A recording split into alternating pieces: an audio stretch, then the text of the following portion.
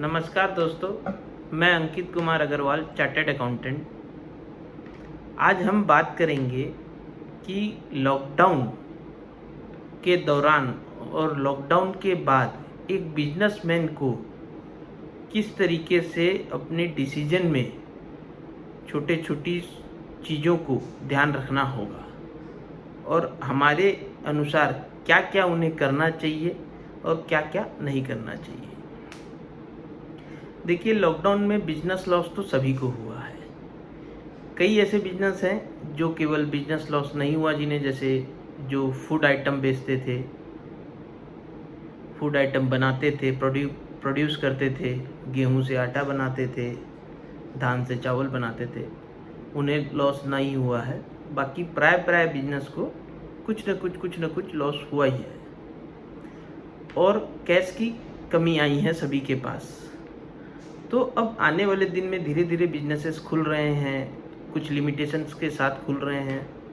तो सबसे पहले तो हमें एक सोशल डिस्टेंस को मेंटेन करते हुए ही बिजनेस को चालू करना है और मैक्सिमम पॉसिबल प्रिकॉशन हमें लेना है। मैक्सिमम पॉसिबल प्रिकॉशन जैसे कि मास्क का यूज, सैनिटाइज़र का यूज़, अपने दुकान को रोज़ सैनिटाइज करना, अपने सारे स्टाफ और जितने भी कस्टमर आएँ वो हाथ सैनिटाइज करके ही अपने दुकान के अंदर आएँ, अपनी बिजनेस प्रेमाइसेस के अंदर आएँ, अपने ऑफिस के अंदर आएँ, ये ध्यान रखना है हमें।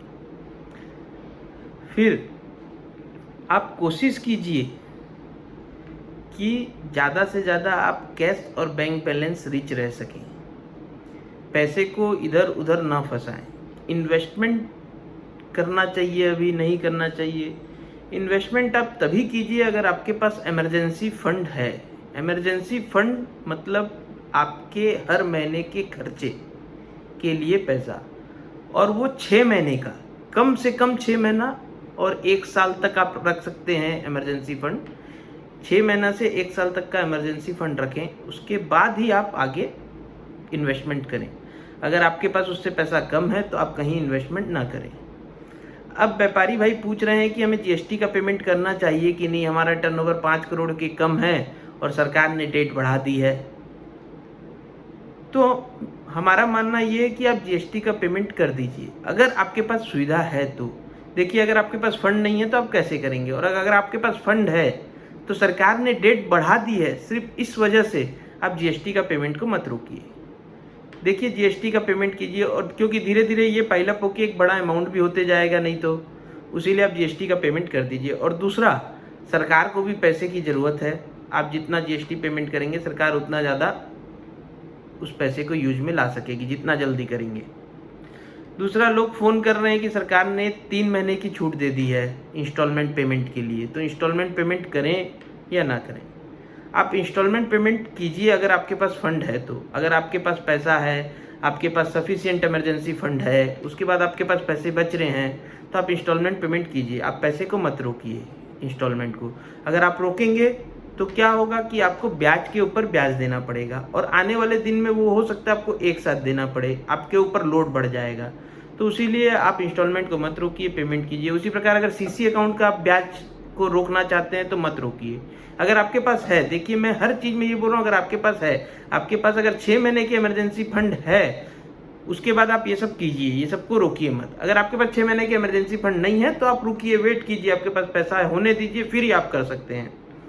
दूसरा, आप कोशिश कीजिए कि इस लॉकडाउन की वजह से आपका व्यापारिक रिलेशन किसी से खराब ना हो।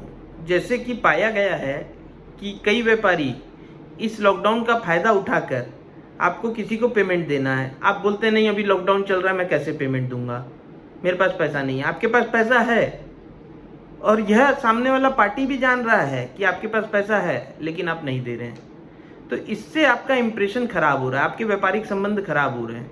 आपने इतने सालों में एक व्यापारिक संबंध बना के लाया है और सिर्फ ये 2 महीने की लॉकडाउन की वजह से इसका फ़ायदा उठाना चाह रहे हैं, आप उनका पेमेंट नहीं कर रहे हैं, ये गलत बात है। अगर आपके पास है पैसा तो आप पैसा दीजिए, अपने व्यापारिक संबंध को खराब ना होने दीजिए। और अपने एक्सपेंसेस को आने वाले दिन में जितना कम कर सकते हैं आप कीजिए। जितने भी अननेसेसरी अनवांटेड एक्सपेंसेस हैं आपके, सबको हटा दीजिए। नहीं करना है खर्चा, एकदम मिनिमम करना है हमें खर्चा, जितना कम कर सकें। क्योंकि ये परिस्थिति कितनी दिन चलेगी, कैसे होगा आगे, कब तक रेस्ट्रिक्शन रहेगा, क्या क्या रेस्ट्रिक्शन रहेगा, ये कोई नहीं जानता। आने वाला दिन इससे भी टफ हो सकता है, इससे कम टफ हो सकता है, क्या होगा कोई नहीं जानता। और सबसे पहले हमें बीमारी से बचते हुए ही कमाना है। ऐसा नहीं है कि भाई हम पूरा ओपन खोल दें अपनी दुकान को, कोई प्रकार का प्रिकॉशन नहीं ले रहे हैं, मास्क नहीं पहन रहे हैं। लोग बोलेंगे मास्क पहनने से क्या होता है, सैनिटाइज करने से क्या होता है। आपकी छोटी छोटी चीज़ फर्क डालती है, फर्क पड़ता है। आप कीजिए, सैनिटाइजर का यूज कीजिए, मास्क लगाइए, कहीं भी बाहर निकल रहे हैं मास्क पहन के ही जाइए। दुकान में कोई अगर क्लाइंट आता है, आपका कोई कस्टमर आता है, कोई ग्राहक अगर बिना मास्क पहने आता है तो आप उसे मना कर दीजिए, हम सामान नहीं देंगे आपको, आप मास्क का पहनिए। इस तरह आप लोगों को जागरूक भी बनाइए। और अगर आपके पास इमरजेंसी फंड नहीं है तो सबसे पहले आप इमरजेंसी फंड क्रिएट कीजिए। जो भी पैसा आ रहा है उसको अपने इमरजेंसी फंड में डालिए, ताकि आपका एक इमरजेंसी फंड क्रिएट हो। और 6 से 12 महीने तक का आपको इमरजेंसी फंड रखना है, 6 महीना से लेके 12 महीना तक का। इससे क्या होगा कि आने वाले दिन में आप सिक्योर फील करेंगे।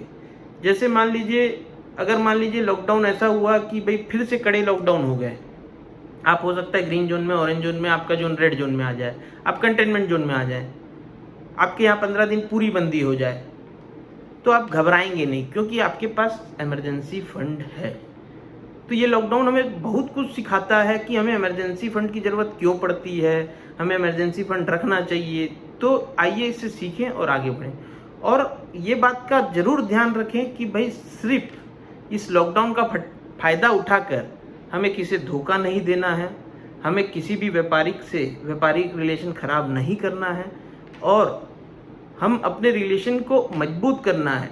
जैसे मान लीजिए हमें मालूम है कि हमारे पास पैसा है और सामने वाला तकलीफ़ में है, सामने वाले व्यापारी को तकलीफ़ है, तो उसको अपने को साथ साथ पेमेंट देकर उसकी भी तकलीफ़ को दूर करनी है। ऐसा नहीं कि भाई नहीं मैं तो अभी नहीं दूंगा, मैं हमेशा 15 दिन में देता था, अभी तो नहीं दूंगा पैसा। आपके पास पैसा है, आप दीजिए, ताकि वो भी उस तकलीफ से उबर सके और आपके व्यापारिक संबंध और अच्छे हों, जो कि आगे चलकर आप ही को फायदा देने वाले हैं। तो इस प्रकार आपको लॉकडाउन में अपने व्यापार को मैनेज करना है। आपको जो भी डाउट हो, जो भी क्वेश्चन पूछने हो, आप कमेंट में पूछ सकते हैं। हम अब अगले वीडियो में कोशिश करेंगे आपका जवाब दें। धन्यवाद दोस्तों।